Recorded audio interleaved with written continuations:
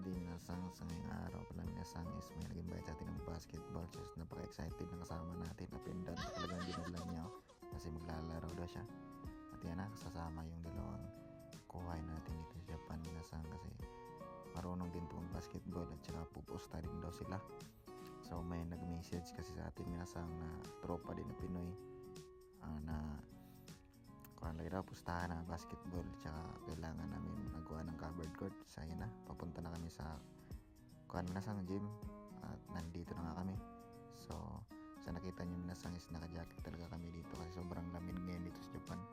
Tsaka dito na nagbayad na kami ng 390 yen kasi kailangan kasing magbayad minasang kasi may arkila kasi itong covered court dito pag maglaro kayo.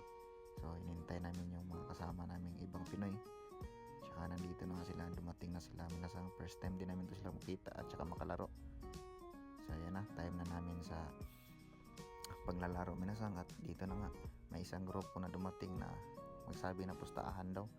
So ayan na, nagambag-ambag na kami ng pustahan at umabot ito ng 18k.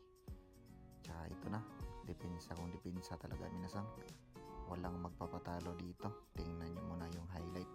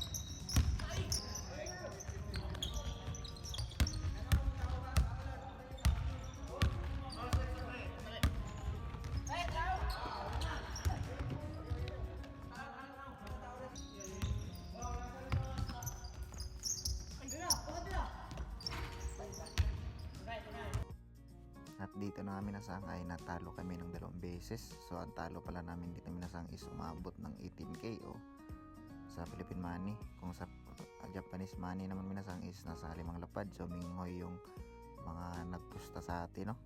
So ayan na, nagawa na yung mga kasama natin, mga tropa natin kasi magbabayad na kami. Sayang, pangbigas na sana. So sige lang, bawi lang, ganyan talagang laro, may matalo may manalo. So itong kasama natin, sana siya daw pinalo at sana nanalo daw kami. Yun. So ayan na, at pauwi na nga kami. Sabi ng mga tropa natin na babawi kami sa susunod. So thank you for watching, Johnny.